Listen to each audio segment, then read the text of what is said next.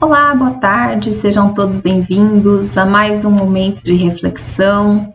Reflexão essa que nós realizamos através da obra O Livro da Esperança, psicografado pelo Emmanuel por Francisco Cândido Xavier.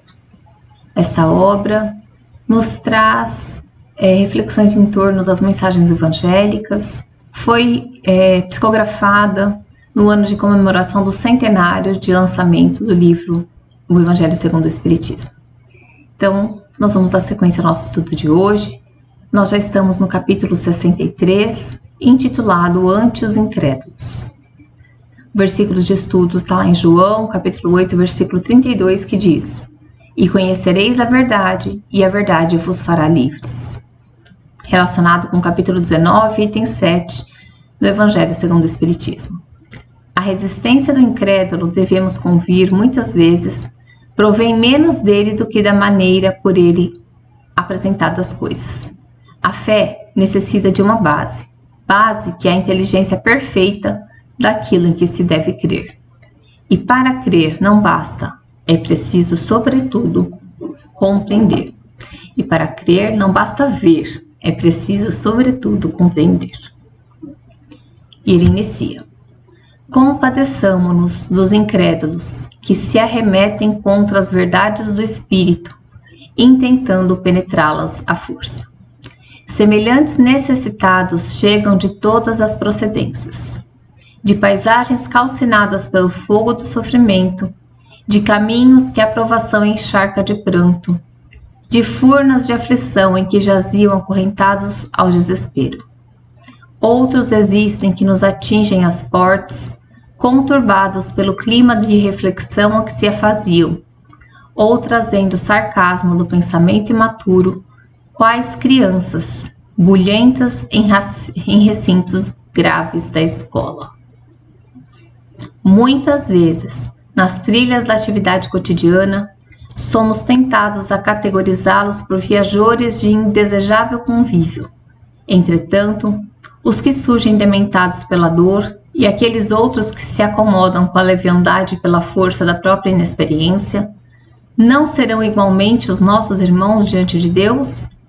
Certo que não nos é lícito entregar-lhes em vão energia e tempo, quando se mostrem distantes da sinceridade que devemos uns aos outros.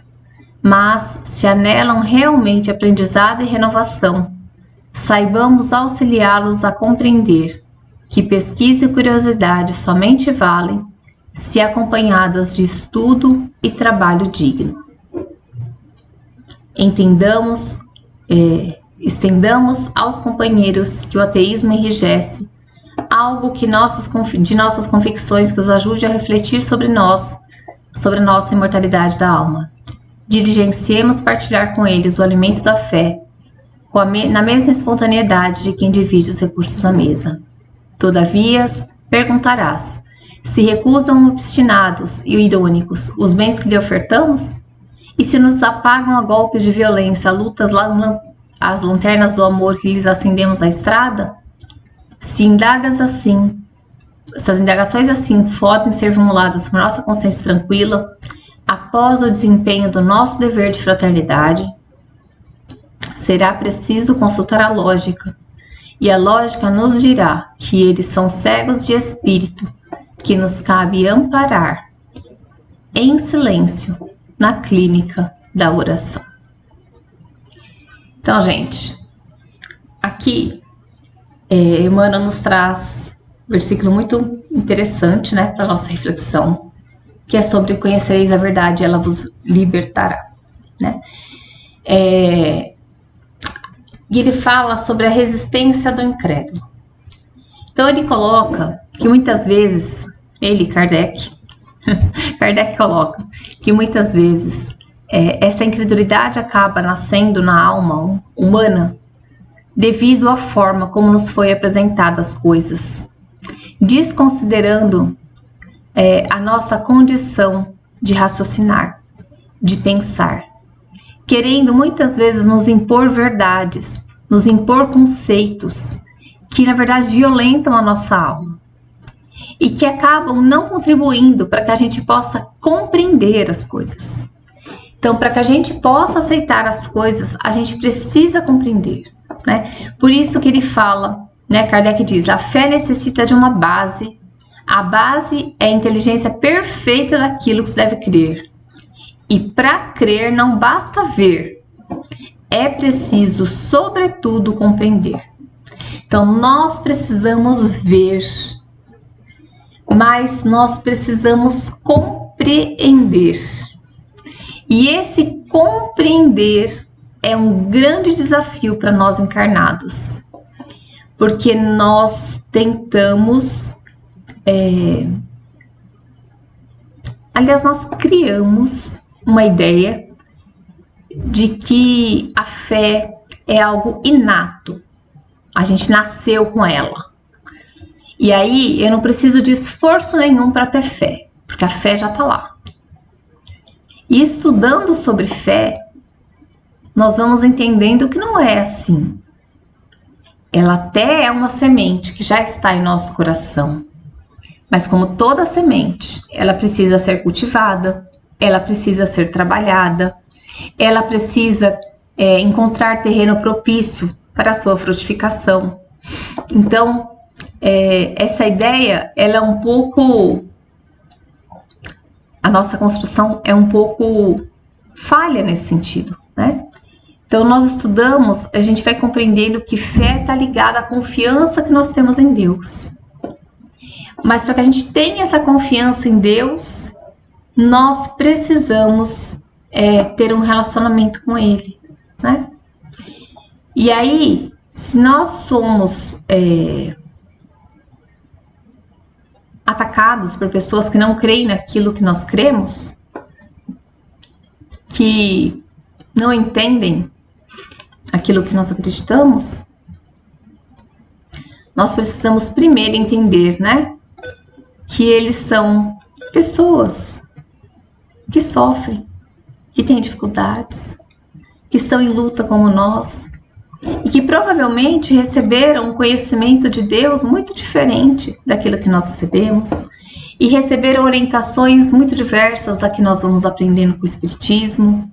E isso tudo vai trazendo uma grande dificuldade para essas pessoas conseguirem a tentarem aceitar as coisas, né? E aí ele fala, né, que a gente precisa entender que as pessoas que se intitulam, né, como ateias, que não acreditam em Deus, que não acreditam em nada, são pessoas que precisam da nossa ajuda de alguma forma, para que elas possam refletir sobre a sua própria imortalidade, né? Então, que nós precisamos compartilhar o alimento da fé, compartilhar aquilo que nós já temos, né? Mesmo que aqueles que nós estamos ali tentando fazer isso, tentem nos apagar. Ele fala que isso. Mas a gente tem um dever de fraternidade. Então, nós temos o dever de falar sobre a fé. A gente não fala sobre fé, gente, fazendo discurso. A gente fala sobre fé vivendo. Então, se nós buscarmos praticar o que nós temos aprendido, nós vamos acabar por alcançar os corações que necessitam de amparo. Nós vamos acabar alcançando os corações que precisam de ajuda, porque eles estão nos observando.